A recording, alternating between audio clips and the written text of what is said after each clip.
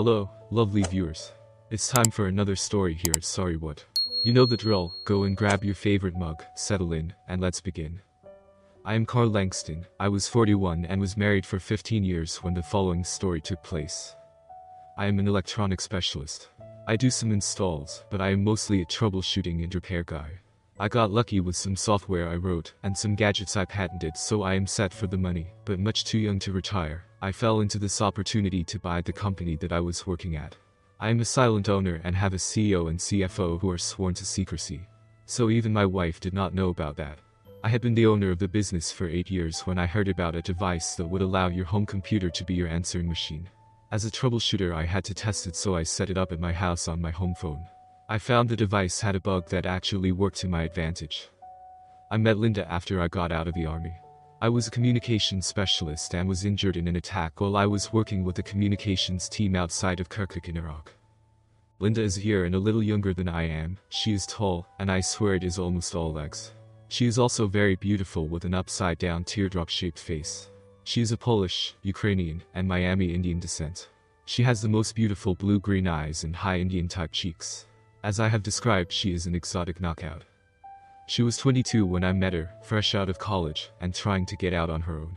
I did not know it at the time I met her, but she was not only a V-card holder, but had only been on a couple of dates, and had not had a serious boyfriend since her junior year at the local Catholic high school.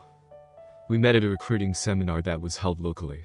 The company I was investigating was looking for the head of their communications department, and had asked me to come back in 45 minutes to talk to their president, as the position was considered one of management.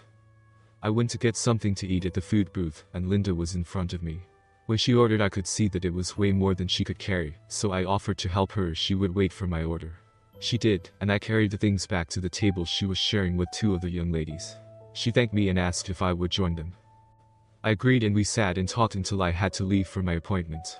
I got Linda's phone number and said I would call her that evening to find out how her job hunt went, and if you believe that, I have some oceanfront property in Montana to sell you. Job hunting was not on my mind. After talking to the man about his position, something seemed off about the job. The duties he described were more like industrial espionage than communications. I declined, and 3 months later that company imploded when they tried to sell some trade secrets from a Fortune 500 company in the aerospace industry. The man I talked to was convicted and spent some time in Club Fed. I found a different company later that day, and was hired to just streamline and run their communications and networks. That evening I called Linda, and she was surprised and pleased I called because, as she said, a lot of the jerks that say they will call were put off by some signals I must be sending out. I said that the only signals that I saw were that she was not interested in a short-term relationship. I said that while I was not really smooth or accomplished, I was never after any short-term gigs. I asked how her job search went, and she said she had 3 good possibilities. I told her that I was hired by a company and would start in 3 weeks. I asked if she was free for coffee the next day, and she agreed. We met and I told her about my upcoming job, and how I had just sold a piece of software, as well as received patents for my gadgets. I was bragging some, but I was proud of my babies, as I called my accomplishments. I asked about her possibilities and found out that she had interviewed with a shady company, but did not get a negative vibe about them. She also interviewed at 2 local banks. One was for a trust officer to handle 2 charitable trusts, and the other was for a loan officer in their commercial loan department. She said she really wanted the trust position, and luckily she got it. We dated for a year and I asked her to marry me, and she said yes. We were married a year later, but in between, we ran into a few minor problems. I am a person who takes my word as a bond, and someone at the bank talked Linda into insisting on a prenuptial agreement. She had been told to protect herself in case of my adultery. I blew my stack.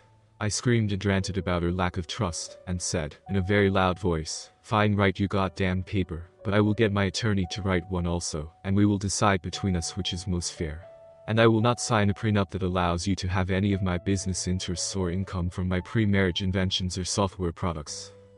She started crying and I just left. A week later I got a knock on my apartment door, and she was standing there and handed me an envelope and my engagement ring. The envelope contained the suggested prenup and a note that was short and very hard for me to read. It said, "Carla, I haven't told you everything about me. I have a trust fund that, while not huge, is a lot for me. I will receive it when I turn 25 or get married, whichever is first. The person I work with, Jack Sampson, is at the bank and the one who suggested the prenup. He is also the administrator of my trust. I was told the prenup was to protect me. It is not a question of trust. I love you and want to marry you. I know in my heart you would not hurt me, but my mind says that I must protect myself. I am returning the engagement ring until you either sign the prenup, suggest one of your own for negotiation, or call me and tell me to eat shit and die. I again say to you I love you and find that this is making me very sad. Please decide quickly. Love with all my heart and soul. Linda. I put the note aside and looked at the prenup. Well, I did not understand all of the legalese. I could see it really did protect her, but if we were to get a divorce, I would take it in the bum.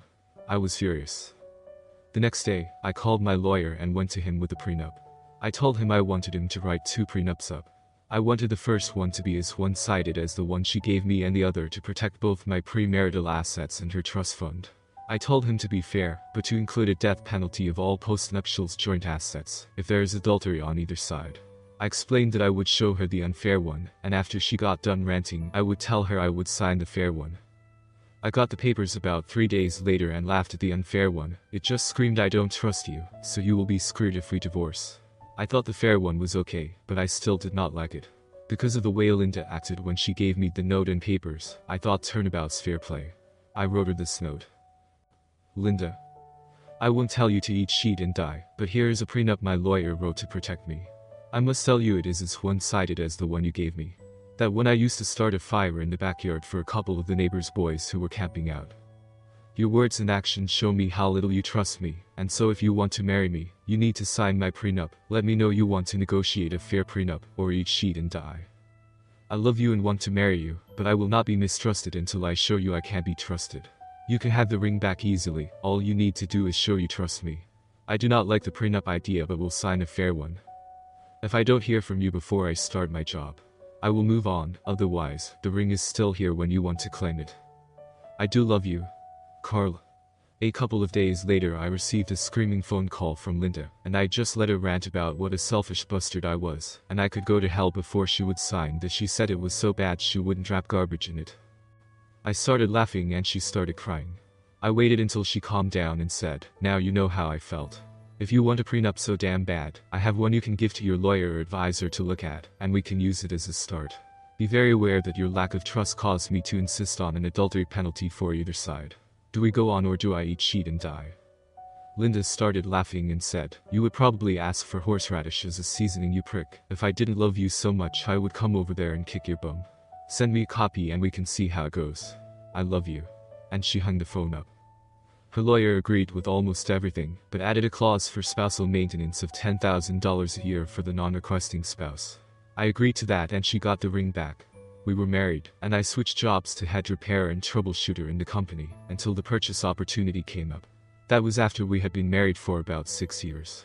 I worked hard and while I am not a great romantic nor a culture vulture, I bought flowers for her just because, and took her to concerts and plays. We also went dancing and once or twice a year we went bar hopping. I found I liked alcohol way too much, and quit drinking. I still did all of the other stuff and didn't stop Linda from having a drink even at the house. On our vacations and long weekends we took trips all over the country. Life seemed good and Linda did not seem to complain, so I thought all was well. Our sex life was pretty much an equal exploration. I had only been sexually active with 2 girls in high school, and they were in missionary or reverse cowgirl only. Linda was a virgin and was very sexually curious. We found some sexual position books and used them in our explorations. Linda loved 6 and 9 and always swallowed. I loved to get her off with my tongue. She really loved sex under the stars and in a car. It was funny because I got a minivan and had it modified as soon as they came out. Somehow, we never managed to have children, and we did not talk about having them. As in all relationships, the sex slowed down as time went on, and we went from almost every night to 2 or 3 times a week. I was happy and had nothing to complain about until about 6 months before I heard the phone call. That was when Linda seemed to lose interest in sex of any kind. It took me a couple of months to realize that the only times we were making love was when I noted the time since the last time. Sometimes even then they were mercy ducks, and Linda was like a dead fish. I had gotten this answering machine gadget and had a spare computer sitting around, so I hooked it up to test it. I found the bug about 6 weeks after installing it. After 5 or 6 calls in any 24-hour period, the device would start recording as soon as the phone was answered. Of course this tended to suck up hard drive space, so about once a week I would print a list of the phone numbers and length of calls, and delete the recordings to clear hard drive space. I had been doing this for about a month when I noticed a lot of 30 to 45-minute calls from two different numbers. One of the numbers was from Linda's sister, and the other was unknown. The calls were always from after Linda got home, and before I did 90 minutes or so later. There were other calls from the same number, but if the phone wasn't answered, they hung up before they were asked to leave a message. I started saving those calls to a CD and kept them to listen to at a later time. After a particularly hard week, I took a 5-day weekend and started listening to these calls. Most of the ones to Linda's sister were just gossip and mundane stuff. The calls started to get more into their respective sex lives about the time my sex life went into crapper. On one of the calls to Linda's sister, Linda admitted to fantasizing about taking a lover. That call was followed by more and more calls. Her sister would say that Linda was so lucky to have a man like me who was turned on by her. Linda said back, "I don't know, Carl has become so boring. We don't do any sexually exciting things anymore. I think now that Jack is starting to sniff around at work, I may see if teasing him will spice my life up." I was furious, but so far it was all fantasy. I listened to a few more, and about 4 weeks later more of the unknown number calls started. I listened to the first one and it seemed innocent. It was Jack, and he just wanted to confirm a luncheon with all of the trust officers. They also talked about other work topics. It wasn't until the next week that Jack called and dropped the bomb. He started out with more work stuff, and then said, "The trust officer luncheon was a bust, but you were sure a lot of fun afterward. I did not know you had a birthmark there." Now I was extremely angry because Linda has a birthmark on the inside of her left bread that can only be seen when her breads are bare. Even the most immodest bikini covers it. Then the next time I got an opportunity for a mercy duck, I got a surprise because Linda wanted the lights out and did not want me to go down on her. Both of these were strange actions because the only time we had ever made love in the dark was when we were in the car outdoors. And the only time Linda did not want me to eat her was when she was on periods. I knew she wasn't on her period because it was the week before. I did not know what to think about the lights, so I just stopped and asked what was wrong. Linda said, "Nothing is wrong, I just want the lights out, and I'm not in the mood for a whirl." Well, by then I had lost my election and my temper and said, "Jes now, you're not only cutting down on frequency, you're cutting down on positions. No thank you, I'll sleep in my office. That way you can have the dark." I then went and got some bedding and pillows and slept on the day bed in the office. Linda got up with me in the morning with red swollen eyes and said she was sorry. I didn't let her off that easy. If you value our marriage, you need to understand something. Forsaking all others is not just some simple flowery wedding thing. They are called vows because they are just that. If you ever cheat on me in word or deed, our marriage is over. Linda's face got white as a sheet and she ran crying from the room, and I heard the master bathroom door slam shut. I left for work. I stayed in a home office for several more weeks and kept listening to more and more suggestive phone calls until about 15 days later on one of the calls Jack said, "Your kitty tastes so good, and when I put my deck in your bum, it gets my motor really running. I hope you're still limiting asshole when it comes to sex. Your kitty and bum belong to me. If he insists, give him a blue job." I found out the next night why she had wanted the lights out and no oil when I accidentally walked in on a naked Linda in the bathroom after I got home from work. She has shaved bare, something she said she would not do for me. She also had a big hickey on her breast and several on her thighs. She screamed and shouted at me to get out. I told her, "Get your bum dressed and meet me at the kitchen table in 15 minutes, or I will see a lawyer in the morning, and it would not be to make a new will." I went to the office and got the prenup and put it on the kitchen table. 25 minutes later Linda came down and started to say, "I can explain. Not unless it is the truth and nothing else, and why does this prenup mean so little to you? Did you shave for Jack when for more than 10 years you would not for me? Did he complain more than I did about kitty hairs in my teeth? I never put a hickey on you anywhere because I didn't want to destroy the perfection of your body. Did Jack need to mark his territory?" By then I was screaming, "I suppose you can explain all that, and at the same time explain how I'm so boring, as you told your sister. I wouldn't be boring, and Jack can have you. I am moving out this weekend, and you can have all you are entitled to. Oh, wait, by the terms of the prenup you get nothing, so you have to move out. I will sleep in the office until the weekend, and if you haven't moved your clothes out by then they will make a good bonfire." Linda fainted, and I walked around her and got some juice and a salad out of the fridge, and sat at the table waiting for her to come around. When she came to, I was eating and she looked at me and opened her mouth to speak, and all that came out was a squeak. She ran from the room to the master bedroom, and I heard the door lock. I finished eating, cleaned up and went back to the bedroom. I knocked on the door, and when Linda did not open it, I got out a bent paperclip that I have stashed above the door, just because one of the neighbor kids locked himself in the bathroom and panicked. I unlocked the door and started opening her side of the dresser. Linda asked what I was doing in here after she locked the door. I laughed at her and said it is my house now, and you are going to the guest room or out of the house, her choice. I also said that she would need to take a cab if she left because I was canceling the lease on her car. Linda asked why I was being such a bastard.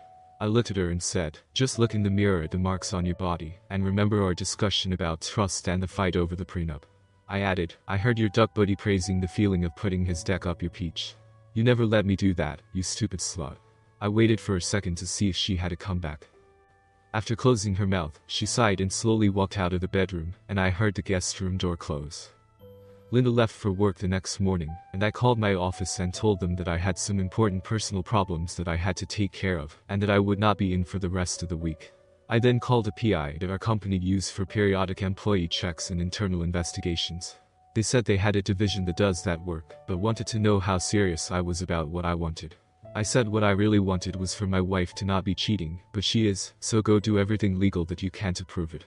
I told him I had several hours of phone conversations between the lovers, but he did not know he was being recorded, so I didn't think I could use them. My next call was to my lawyer, and he said he would start the paperwork and have her served when I gave the word. I asked if he thought that the bank might have a non-fraternization policy. He thought they would. Then I told him that the man she was cheating with also controlled her trust fund. He just about jumped for joy at hearing that, as that was a big breach of fiduciary responsibility. I also thought that I had met his wife at one of the few bank-sponsored events that we went to. He said that I had made him a richer man today, and we closed our call.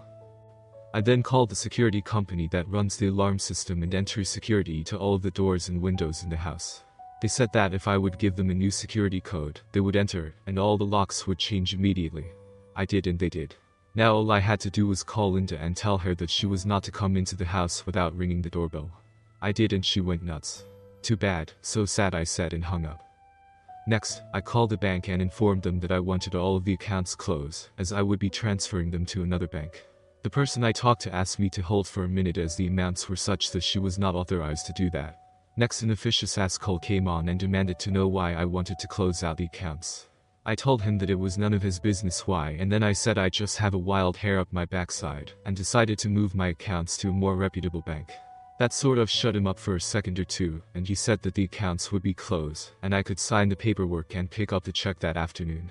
I thanked him and set an appointment for 1:30 p.m. I called my broker and had Linda removed from all of my accounts, and asked that I be removed from all of hers.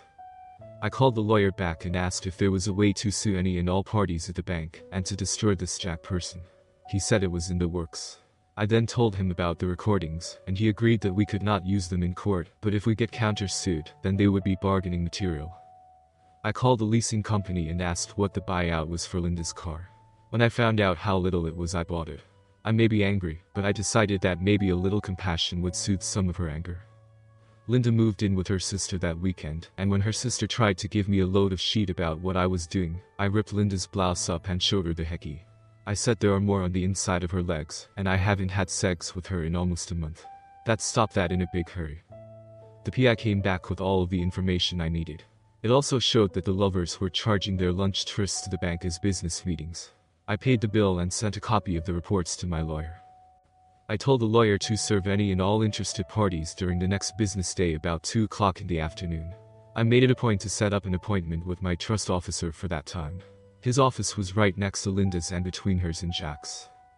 I was in my trust officer's office waiting area because he was running behind. That suited me just fine. I saw 2 young people come in accompanied by a sheriff's deputy. They each had large manila envelopes in their hands. The first office they went into was down the hall a little way, and I assumed it was the supervising trust officer's office. There was not much of a response to that, but the next office was Jack's. He yelled, "He can't do that." Then he ran from his office to go see Linda. He saw me sitting there and gave a screech and ran up and punched me. I wasn't ready, and the punch was powerful, and it knocked me out for a couple of seconds. When I came to, Jack was in handcuffs, and the deputy was looking at me to see if I was okay. He asked what I did to piss the guy off so much that he would attack me. I told him to ask the lady in the next office they were going to. I then told him to charge Jack with whatever was correct, and I would sign the complaint. I then called my lawyer and gave him the update. He giggled like a schoolgirl and said, "Thanks for the yacht. Now it won't matter if the bank has a policy or not." An officer of the bank attacked a customer on bank property during business hours. How do you feel about owning a branch or 10 of that bank? I half laughed and said, "The fireworks are over. Now the waterworks will start." They are going into Linda's office as we speak. Send me the bill when all is said and done. He came back with, "Hal, by the time we're done, one of the provisions I will insist on is the bank paying my bill. I'll let you go, but keep me informed." Then he hung up. Linda did not scream or yell, and I didn't hear any crying, so maybe she was expecting it. When I got home, I had several calls on the new answering machine, and my cell phone had several voicemails from Linda. The answering machine calls were from people at the bank asking to talk about the lawsuits. I deleted the voicemails. I then called Linda's sister and asked her to let Linda know that I would not talk to her unless it was in my lawyer's office. I did get an interesting call from my PI. It seems that the state's attorney general's office has begun an investigation into Jack's possible looting of several trust funds. One of them was Linda's. He said the schmuck was seducing her to keep her in the dark. Epilogue. Jack has been arrested on grand theft and embezzlement charges, as well as breach of trust charges. Linda's trust was almost empty. When she found out, she sued the bank.